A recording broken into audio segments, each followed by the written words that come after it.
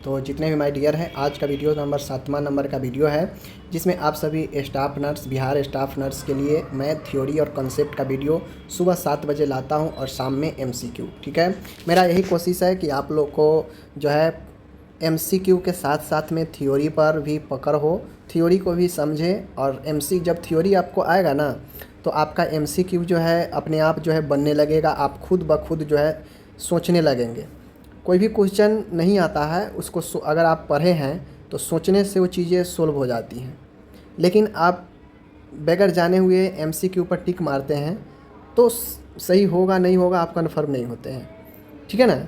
और ज़्यादा से ज़्यादा क्वेश्चन सही करने के लिए आपको जो है थ्योरी पर पकड़ होगा, तभी आप सोचकर जो है अच्छे से बना सकते हैं। एक लाइन में अगर पूछ देगा तो सब बना देगा, लेकिन सोचने वाला कॉन्सेप्ट वाला क्वेश्चन अगर एमसीक्यू में दे देगा तो बगैर थ्योरी का आपसे नहीं बनेगा। तो मेरा यही कोशिश है कि थ्योरी और कॉन्सेप्ट भी लाया जाए, समझ गए। जिनको भी पीडीएफ ये सब का चाहिए, आप लोग इंस्टाग्राम पर हमसे संपर्क कर सकते हैं। इंस्टाग्राम पर संपर्क कीजिएगा तो जो है जो भी रास्ता होगा मैं वहाँ पे पीडीएफ दे दूँगा, समझ गए। चलिए, टिश्यू मतलब होता है ऊतक। ऊतकों में ऑक्सीजन की कमी हाइपोक्सिया कहलाती है, ध्यान दीजिएगा। तथा यह स्थिति आरबीसी फॉर्मेशन की प्रक्रिया को स्टिमुलेट करती है, यानी बाधित करती है। माय डियर, मैं आपको बता दूं कि टिश्यू जो ऊतक होता है, ऊतकों में ऑक्सीजन की कमी हाइपोक्सिया कहलाता है। लेकिन अगर ब्लड में, रक्त में अगर ऑक्सीजन की कमी कहेगा तो वहाँ पे जो है आपका दूसरा हो जाएगा, समझ लीजिएगा। ठीक है ना, वहाँ पे हो जाएगा हाइपोएक्सेमिया। ठीक है ना, हाइपोएक्सेमिया। तो इन चीज़ों को ध्यान में रखिएगा। नेक्स्ट है आरबीसी को एरिथ्रोसाइट भी कहते हैं तथा इनका ब्रेकडाउन हीमोलाइसिस कहलाता है। ध्यान से देखिए, जब आरबीसी का दूसरा नाम आपसे पूछेगा तो एरिथ्रोसाइट होता है और इसका ब्रेकडाउन हीमोलाइसिस कहलाता है, समझ गए। आगे है तीसरा है सेल शरीर की यानी कोशिका शरीर की क्रियात्मक और संरचनात्मक इकाई है। क्यों है? क्योंकि कोशिका हमारे बॉडी में क्रिया काम भी करने में भूमिका निभाता है और बॉडी को संरचना यानी स्ट्रक्चर में भी भूमिका निभाता है। तो यह संरचनात्मक और क्रियात्मक इकाई इसीलिए होता है। राइबोसोम को प्रोटीन निर्माण की फैक्ट्री कहते हैं। जो सेल होता है कोशिका, और राइबोसोम जो होता है यह प्रोटीन के निर्माण में अहम भूमिका निभाता है, जो कि सेल का एक भाग है, एक जो है पार्ट है। आगे है प्रमस्तिष्क, या इसी को हम लोग सेरिब्रम कहते हैं। ब्रेन का सबसे बड़ा भाग होता है। देखिए, ब्रेन का 3 भाग होता है, समझ गए। एक होता है आपका प्रमस्तिष्क सेरिब्रम जिसे बोलते हैं, एक होता है आपका मिड ब्रेन होता है, और एक आपका हिंड ब्रेन होता है, समझ गए। हिंड जो आपका ब्रेन होता है पीछे वाला, इसमें मेंडुला ऑब्लोंगेटा आपका जो है वगैरह होता है, समझ रहे। चीज़ों को ध्यान रखिएगा। ब्रेन हमारा जो है, ब्रेन को ऊपर से 3 जो है लेयर में झिल्ली जो है सुरक्षा प्रदान करता है, जिसे हम लोग मेम्ब्रेन बोलते हैं। मेम्ब्रेन जो झिल्ली होता है वह ब्रेन को लेयर में 3 लेयर में आपका जो है सुरक्षा प्रदान करता है, जिसे ड्यूरामेटर, पायामीटर और आर्केनॉइड बोलते हैं, समझ गए। ध्यान रखिएगा। आगे है छठा है मनुष्य में क्रेनियल नर्व्स की संख्या 12 पेयर्स में होती है। अगर सीधा संख्या पूछेगा तो 24, अगर पेयर में पूछेगा तो 12 जोड़ी होता है, समझ गए। यह सारे क्रेनियल नर्व का अलग अलग अपना अपना फंक्शन, अलग अलग काम होता है। कोई सूंघने के लिए, कोई सुनने के लिए, कोई चलने के लिए, समझ गए। सबका अलग अलग काम है हर एक नर्व का। नेक्स्ट है मनुष्य में स्पाइनल तंत्रिकाओं, स्पाइनल नर्व्स की संख्या 31 होती है। जो स्पाइनल नर्व्स होता है उसका संख्या 31 याद रखिएगा। आगे मैं बढ़ता हूँ। ब्रेन तथा मेरुरज्जु, ब्रेन और स्पाइनल कोड को आवरित करने वाली परतें मेनिंजिस कहलाती है, समझ गए। मैं आपको बता दूँ, जो झिल्ली होता है जो ब्रेन को ढकता है, उस झिल्ली को हम लोग जो है क्या बोलते हैं, मेनिंजिस बोलते हैं, समझ गए। मेनिंजिस जो आपको स्पाइनल को भी और ब्रेन को भी ढकने का काम करता है। बातें को समझ रहे हैं। यह 3 होता है, मेनिंजिस जो है आपके 3 होते हैं, वही पायामीटर, आर्केनॉइड, ड्यूरामेटर, समझ गए। ध्यान रखिएगा। आगे है आपका 9वां है, और एक बात समझ लीजिए यहाँ पे, ये जो ब्रेन और जो स्पाइनल कोड है यह CNS, समझ गए ना, सेंट्रल नर्वस सिस्टम का यह दोनों अंग है। ब्रेन और स्पाइनल, समझ गए। 9वां है ड्यूरामेटर सबसे बाहरी मेनिंजिस का लेयर है। अभी मैंने बताया 3 पार्ट है। ड्यूरामेटर जो मेनिंजिस का सबसे ऊपरी वाला लेयर है। पायामीटर यह जो है सबसे आंतरिक लिटर है। इन चीज़ों को ध्यान में आपको रखना है। आगे है माइटोकॉन्ड्रिया को कोशिका का पावर हाउस शक्ति गृह कहते हैं। ओके, आगे मैं देख रहा हूँ एक एडल्ट में बोन्स की कुल संख्या 206 होती है। एक वयस्क में टोटल हड्डियों की संख्या 206 होती हैं, समझ गए। लाइसोसोम को कोशिका की आत्मघाती थैली भी कहते हैं। लाइसोसोम जो होता है इसे भक्षक कहते हैं। यह जो है मरे हुए डेड सेल को भक्षण करता है, इसीलिए इसे आत्मघाती थैली भी कहते हैं। नेक्स्ट है पल्मनरी धमनी। पल्मनरी आर्टरी ह्यूमन बॉडी की एकमात्र ऐसी धमनी है, आर्टरी है, जिसमें अशुद्ध डीऑक्सीजनेट रक्त बहता है। देखिए आपका ये जो पल्मनरी आर्टरी होता है, ये जिसे पल्मनरी हम लोग धमनी बोलते हैं, यह ही एक ऐसा आर्टरी है पूरे बॉडी में जो सिर्फ जो है आपको अशुद्ध रक्त को डीऑक्सीजनेट ब्लड को धोने का काम करता है। यानी इसके अंदर डीऑक्सीजनेट ब्लड जो है बहाव होता है। बाकी जितने भी आर्टरीज है बॉडी में सब शुद्ध रक्त को ढोता है, कैरी करता है। लेकिन पल्मनरी के कंडीशन में पल्मनरी आर्टरी में ये उल्टा हो जाता है। जबकि वेन हम लोग जानते हैं अशुद्ध रक्त को ढोता है, लेकिन अगर पल्मनरी वेन आ जाएगा तो वहाँ पे वो अशुद्ध रक्त नहीं शुद्ध रक्त जो है कैरी करेगा, समझ गए। देखिए आगे है इंडियन रेड क्रॉस सोसाइटी की एक ह्यूमैनिटेरियन वॉलेंटियर हेल्थ एजेंसी है जिसकी स्थापना 1920 में हुई थी। देखिए जो इंडियन रेड क्रॉस सोसाइटी है यह एक मानव वॉलेंटियर हेल्थ एजेंसी है, ठीक है ना। ह्यूमैनिटेरियन वॉलेंटियर हेल्थ एजेंसी है जिसकी स्थापना 1920 में की गई थी, इंडियन रेड क्रॉस सोसाइटी की। सफ़ेद पृष्ठभूमि पर लाल क्रॉस, रेड क्रॉस इसका प्रतीक चिन्ह होता है। यानी मान गए यह सफ़ेद पृष्ठभूमि है तो लाल क्रॉस, ठीक है, लाल क्रॉस जो है यह इसका प्रतीक चिन्ह होता है रेड क्रॉस का। ओके, आपसे एग्जाम में पूछ देगा कि इनमें से कौन सा रेड क्रॉस का जो है ऑफिशियल जो है चिन्ह है, आपको दे देगा। एक क्रॉस ये दे देगा ब्लैक में, एक दे देगा वाइट में क्रॉस दे देगा, एक जो है पीला में दे देगा क्रॉस, कहेगा इनमें से कोई नहीं। तो आप जानते रहिएगा तब तो टिक लगाएंगे ना। नेक्स्ट क्वेश्चन है देश के राष्ट्रपति इंडियन रेड क्रॉस सोसाइटी के अध्यक्ष होते हैं, जबकि केंद्रीय स्वास्थ्य मंत्री इस सोसाइटी के चेयरमैन होते हैं। मतलब जो इंडियन रेड क्रॉस सोसाइटी है ये इसके जो अध्यक्ष होते हैं, प्रेसिडेंट जो हैं, वह राष्ट्रपति जो है देश के वो होंगे, और चेयरमैन की बात होगी तो केंद्रीय स्वास्थ्य मंत्री जो होंगे वो होंगे, समझ रहे हैं।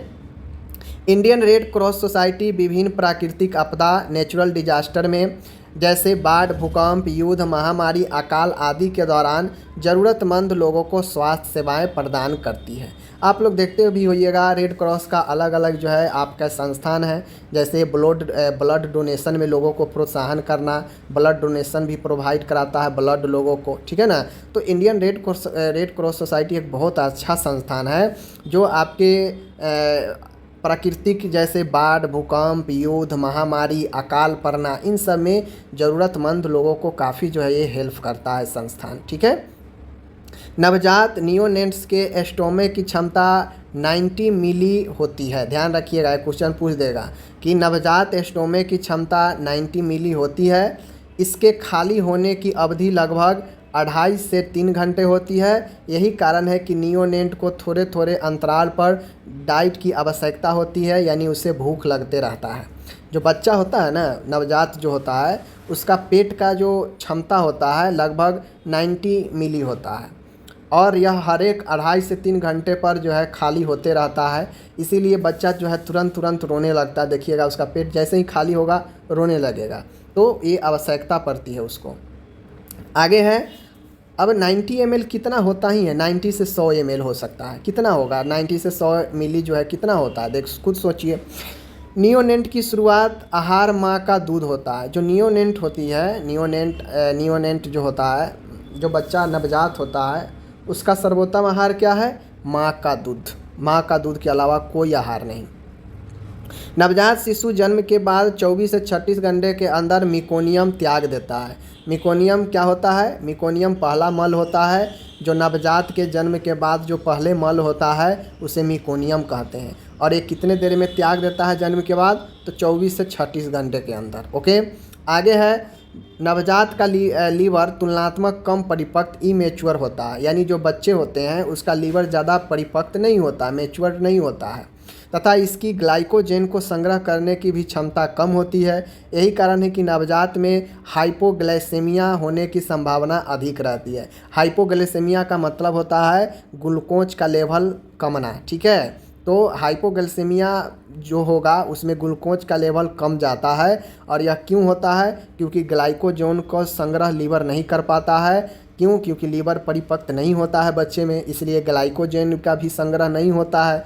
और यही कारण है कि हाइपोग्लाइसेमिया की संभावना भी अधिक होती है।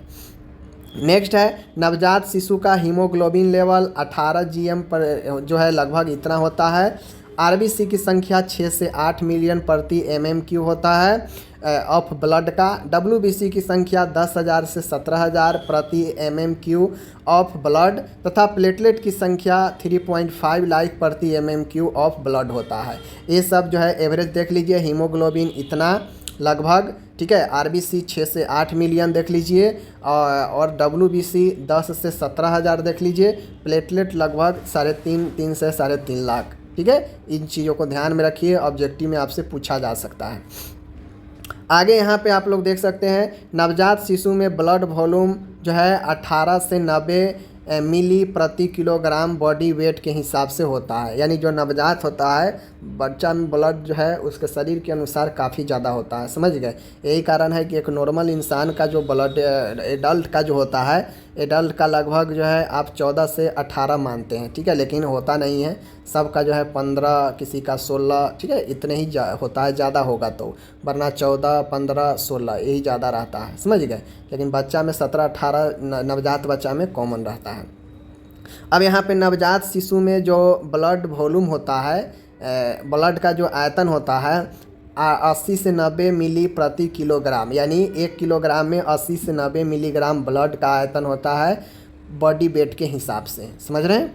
आगे चलता हूँ। प्रेगनेंसी के दौरान सभी महिलाओं के 1 महीने के अंतराल पर टिटनेस टॉक्साइड TT के 2 टीके लगाए जाते हैं। यानी जब ये कन्फर्म हो जाए कि महिला प्रेग्नेंट हो गई है तो 1 टीका लगाइए।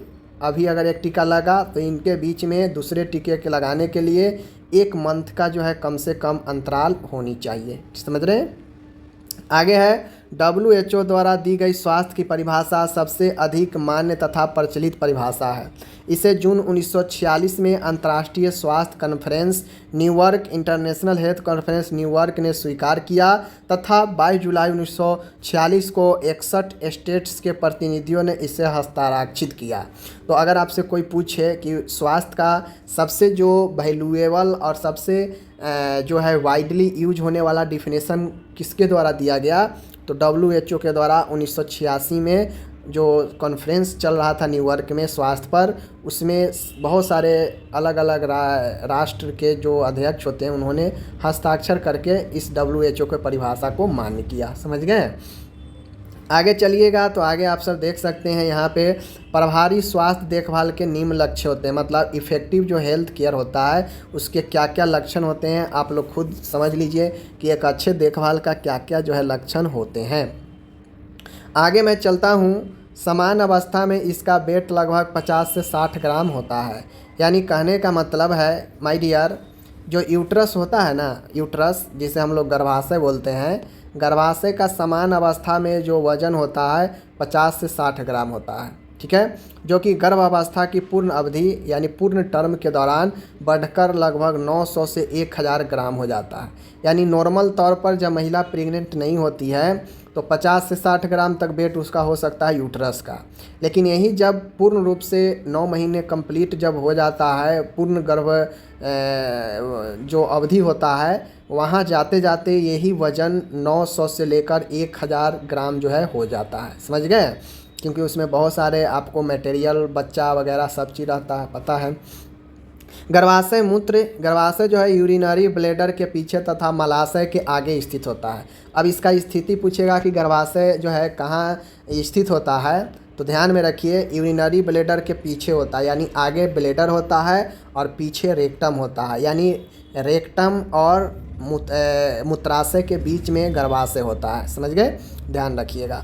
आगे है यहाँ पे पेरीमेट्रियम यूट्रस की सबसे बाहरी लेयर है। पेरीमेट्रियम जो होता है यूट्रस का सबसे बाहरी लेयर है। यूट्रस में बहुत ज़्यादा इलास्टिसिटी गुण पाई जाती है। समझ गए, तन्यता उसमें बहुत ज़्यादा होता है। यही कारण है कि काफ़ी ज़्यादा वो जो है अपने पहले इनिशियल पोजीशन से काफ़ी ज़्यादा स्ट्रेच हो जाता है। समझ गए, गर्भधारण में। 31 है मायोमेट्रियम यूट्रस के चारों ओर पाया जाने वाला मिडिल लेयर है। मायोमेट्रियम जो कि मीडियम लेयर है, मध्यम लेयर है, ध्यान दीजिएगा। और इंडोमेट्रियम गर्भाशय के चारों ओर पाई जाने वाली सबसे आंतरिक लेयर है। समझ गए, और यही इंडोमेट्रियम जो है क्या करता है, आपके मतलब जो भी क्रिया होता है अंदर वो इंडोमेट्रियम में ही संपन्न होता है। 33 है यूट्रस की समान पोजीशन जो होता है एंटीवर्टेड एवं एंटीफ्लेक्सेड होती है। जो यूट्रस का नॉर्मल स्थिति होता है वह एंटीवर्टेड और एंटीफ्लेक्स्ड होता है। समझ गए। 34 है गर्भाशय को आर्टेरियल ब्लड सप्लाई गर्भाशय धमनी यूटेराइन आर्टरीज के द्वारा होती है। यानी गर्भाशय के जो ब्लड सप्लाई होता है वह यूटेराइन आर्टरीज के द्वारा, गर्भाशय धमनी के द्वारा जो है ब्लड सप्लाई होता है। Uterine arteries internal iliac arteries से उत्पन्न होती है।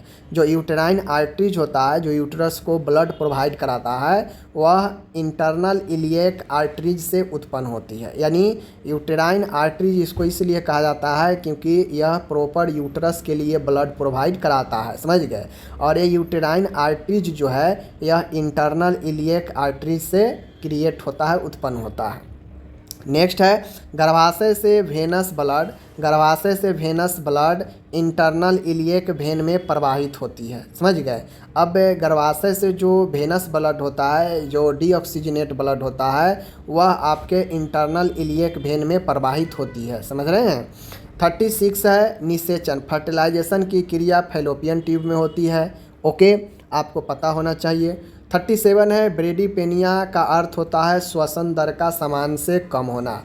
अगर किसी को ब्रेडीपेनिया है, डॉक्टर कहे कि इसे ब्रेडीपेनिया है, तो पेनिया जैसे ही आ जाएगा तो समझिएगा यह जो है श्वसन से रिलेटेड है। किससे रिलेटेड है? श्वसन से। ठीक है। तो यहाँ पे ब्रेडीपेनिया का अर्थ होता है, देखिए ब्रेडी का मतलब होता है मंद होना। समझ गए। और पेनिया का अर्थ होता है श्वसन। यहीं पर अगर दे दे ब्रेडी कार्डिया, ब्रेडी तो ब्रेडी रहेगा और यहाँ पे कार्डिया दे देगा, तो कार्डिया का मतलब होता है वो आपको धड़कन को बताएगा। समझ गए, पल्स को। तो ब्रेडी कार्डिया दे देगा तो ब्रेडी का मतलब मंद यानी कम जाना, और कार्डिया आपका पल्स से रिलेटेड है। पेनिया है तो आपके श्वसन से रिलेटेड है। समझ गए। तो ब्रेडी का मतलब कम यानी मंद होना, पेनिया मतलब श्वसन यानी श्वसन का धीमा होना या मंद होना, समान से कम। तो ये चीज़ें हो गई। उसके बाद आप डिस्पोनिया, डी फॉर डिफ़िकल्ट, जैसे डिसयूरिया हो गया। ठीक है, डाइसूरिया हो गया, यानी यहाँ पे देखिए डिसयूरिया। ठीक है, यूरिया। ठीक है, डाइसूरिया। तो ये हो गया डी फॉर डिफ़िकल्ट, और यूरिया मतलब यूरिन, मूत्र। समझ गए। तो मूत्र करने में अगर कठिनाई होगी यानी डिफ़िकल्ट होगी तो डाइसूरिया हो जाएगी। पीनिया मतलब मैंने बताया श्वसन, तो श्वसन में कठिनाई आएगी, तकलीफ आएगी तो उसे डिस्पोनिया कहेंगे। समझ गए, डिस्पिनिया कहेंगे, याद रखिएगा। देखिए यहाँ पे शरीर में जुओं का पाया जाना पेडिकुलोसिस कहलाता है। अगर शरीर में जू है तो उसे पेडिकुलोसिस कहते हैं, ध्यान रखिएगा। आगे है वयस्क जले हुए रोगियों को आकलन हेतु रूल्स ऑफ 9 का उपयोग किया जाता है। रूल्स ऑफ 9 का जो है इस्तेमाल किया जाता है। समझ गए। टेकीकार्डिया का अर्थ है हृदय धड़कन की दर समान से अधिक होना। मैंने ऊपर ही बता दिया कि ब्रेडीपेनिया होगा, पेनिया मतलब श्वसन, कार्डिया होगा तो धड़कन की बात करेगा, पल्स की। समझ गए। तो टेकी के कंडीशन में तीव्र हो जाता है, तेज हो जाता है। अब ब्रेडी के कंडीशन में मंद हो जाता है, धीमा हो जाता है। तो यहाँ पे टेकीकार्डिया है तो समान से अधिक हो गया। यह लेवल समान से अधिक कब जाता है? जब 100 से अधिक हो जाता है तो टेकीकार्डिया का कंडीशन बन जाता है। आप लोग जानते हैं नॉर्मल पल्स रेट कितना हो जाता है? जो है 70 से 72 जो है नॉर्मल पल्स रेट होता है। इसको 80 तक भी जो है नॉर्मल में ही कंसीडर किया जाता है, क्योंकि बॉडी पर भी कोई कोई चीज़ का इफेक्ट के कारण यह घटता कमता है। तो 80 तक इसे नॉर्मल माना जाता है, 90 तक जो है इसे बॉर्डर लाइन माना जाता है। लेकिन जैसे 100 से अधिक हो गया तो ये टैकीकार्डिया तीव्र धड़कन के अंदर चला जाता है। 60 से अगर कम आ जाएगा तो जो है फिर वहाँ पे दिक्कत आ जाएगा। 60 से कम अगर आ जाएगा तो ये ब्रेडीपेनिया यानी मंद धड़कन हो जाएगा, समझ गए।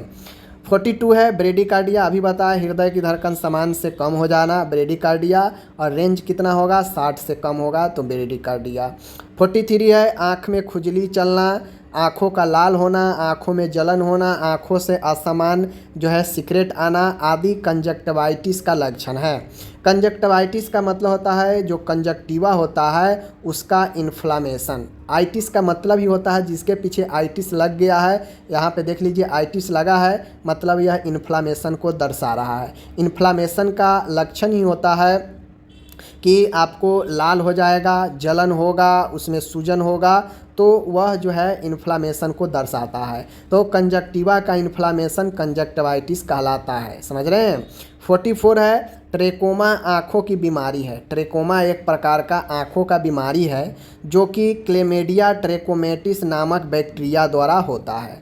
ट्रेकोमा क्या है? आँख की बीमारी है जो ट्रेकोमेटिस क्लेमेडिया ट्रेकोमेटिस नामक बैक्टीरिया के कारण होता है।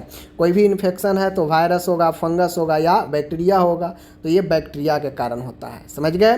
तो आज का माय डियर ये 7वां नंबर का वीडियो यहाँ पे समाप्त होता है थ्योरी एंड कंसेप्ट का। अगर आप मुझसे जुड़े रहते हैं तो वास्तव में मैं आपको जो है देख लीजिए, मैंने आपको 20 मिनट से 21 मिनट में आपको 44 जो है कॉन्सेप्ट क्लियर किया, और ऐसे ही आप जुड़े रहेंगे तो यकीन मानिए आपके 2 से 2.5 महीना में जो एग्ज़ाम होगा ये आपके काफ़ी ज़्यादा नॉलेज हर एक सब्जेक्ट से हो जाएगा, समझ गए। सुबह 7 बजे कॉन्सेप्ट थ्योरी, शाम में 6 बजे आपका MCQ चलता रहेगा। ओके, धन्यवाद।